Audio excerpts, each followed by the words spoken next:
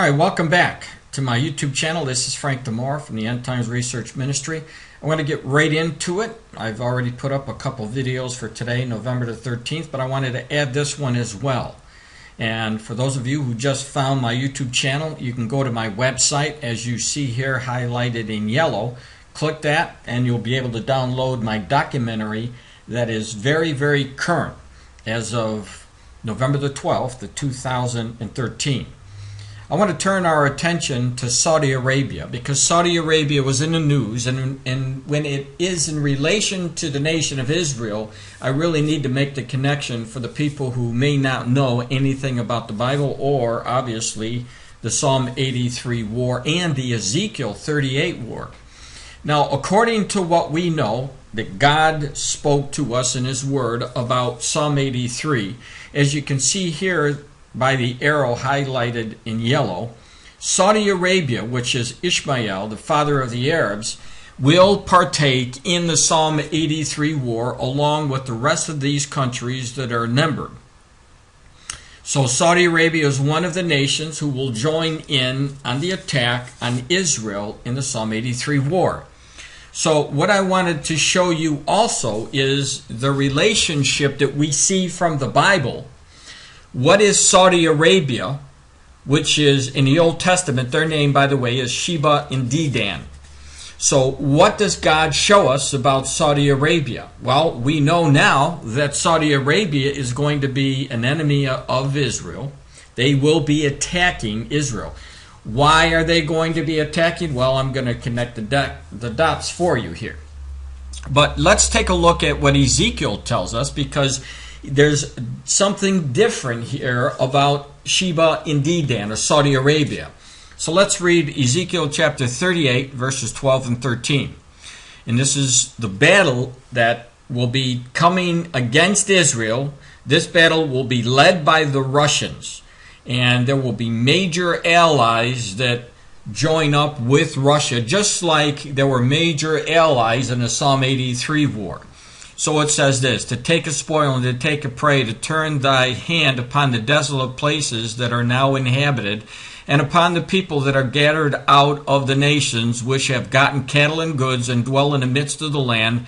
Here you go, Sheba and Dedan, all right, Saudi Arabia, and the merchants of Tarshish. Now, if you're new to prophecy, Tarshish is actually Great Britain. In the Old Testament, their name was Tarshish. It was a seafaring community that was highly known for their trading. So Tarshish, just keep in mind, is Great Britain. Sheba and Dedan is Saudi Arabia, with all the young lions thereof. So Tarshish, being Great Britain, they have the insignia as a lion for their nation. So we know where the Lord is pointing to. So Great Britain has the lion. The young lions mentioned here, no doubt, would be the break-off of Great Britain. The young lions being who? The United States, Canada, Australia. So it says, the young lions thereof shall say unto thee, thou art come to take a spoil. So they're looking at this massive army that's coming down, and they're saying, what are you guys doing? You're coming down to take the spoil. And you see from here on in, when you read Ezekiel 38 and 39, you'll see that nobody helps Israel at all. So you can see that the United States is going to do nothing as well, just like a formal protest. But Sheba and Dedan, they're not involved in the attack against Israel, where they were involved in the attack in the first war, which will be the Psalm 83 war. So between the Psalm 83 war and the Ezekiel war, something happened to change Saudi Arabia's mind. And I believe what had happened is when Saudi Arabia was defeated with the rest of the armies in the Psalm 83 war, they learned a real valuable lesson. And that lesson will be, don't ever attack Israel again. And I think that they're going to be using that philosophy during the during the Ezekiel chapter 38 war. So let me show you now, and the reason why I'm connecting the dots here is because of the report that came out today. And as you can see from this report highlighted in yellow, Israel and Saudi Arabia, a suspicious relationship. Now what I did is I took a couple of the paragraphs that are really, that I could see is the heart of the matter when I'm connecting the dots for you. The article was fairly lengthy, but I condensed it just to connect the dots for you. So look what it says here. What happens to the old city and the Haram al-Sharif has been and will remain a key issue for the Saudis in any Israeli-Palestinian peace process or other deliberations on the future of that small piece of sacred real estate. Now keep in mind, Zechariah chapter 12, verse 3 tells us in the last days what's going to happen. Well, Israel is going to be a burdensome stone for all people. And obviously, it's definitely a burdensome stone for the Saudis as well. And the old city that they're talking about here, we're talking about Jerusalem, this sacred land, this East Jerusalem where the Temple Mount is, where the third most holy site for the Muslims are. This is the land that they're talking about, that sacred land. Now, Israel actually owns this land, but they have given this Temple Mount area over to be run by the Jordanians. And now, as you saw the post earlier today, that there could be some contentions there as Israel tries to get full access to the Temple Mount area, the sacred area, for the Jews to be able to pray and worship. And we know eventually through the scriptures, we know that the third temple will be built. But anyway, Saudi Arabia is going to be playing a major role, and obviously the peace talks that are mentioned here, very, very important, because you can see there's a bunch of prophecies coming into the mix here. What I'm talking about is 1 Thessalonians chapter 5, verse 3, where Paul told us that when there's a call for peace and safety, sudden destruction would come. And obviously, we know that the peace process is failing now again, just like the birth pains, as mentioned in the scripture. So look at this next paragraph. Both countries, of course, fear Iran. Now, I want you to just take a look at this, because Iran is one of the nations that will be attacking in the Ezekiel 38 war, along with Russia. So Saudi Arabia actually fears Iran, and so does Israel. Now, Israel, I don't really think that Israel fears anybody. They have a concern about Iran, especially because Iran is trying to develop a nuclear bomb that they'll be using against them.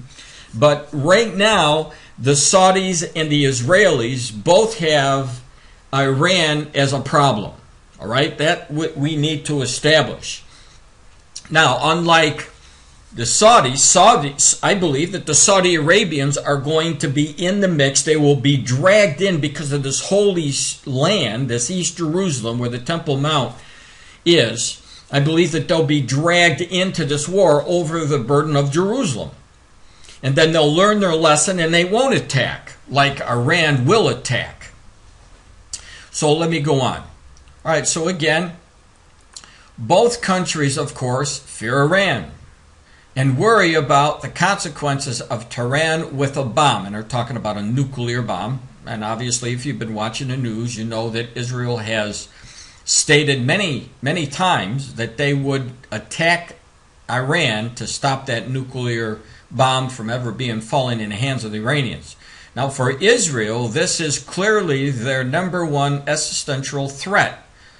But Saudis fear the Iranians' influence and regional trouble making go deep to the ancient split between the Arabs and the Persians, and, of course, to the Sunni-Shiite divide. And these are religions, the different sects of the religion. There's a divide there. They see the Iranian influence expanding and encircling them in Iraq, Syria, and Lebanon. And keep in mind, all of these nations, by the way, are listed in the Psalm 83 war. And in countries such as Bahrain and Yemen, Syria is currently the main focus of the regional great game. All right, so again, Syria being mentioned in the Psalm 83 war. So you have just about every one of these nations in this article that are listed in that Psalm 83 war. So going on another paragraph, nor should the Israelis make too much of the similarities of their Saudis' interest on the Iranian front. This shared worry does not mean that the Saudis attach less importance than they say publicly to the plight of the Palestinians. See, the Palestinian issue is the major issue. And everybody knows, again, watching the news, that the Palestinians want the United States and anyone else involved in the peace process to divide up the land of Israel. And it looks and it appears that these nations want to do the PLO bid. I know definitely Barack Obama is working to divide up the land, and this has caused part of the failing of the peace process.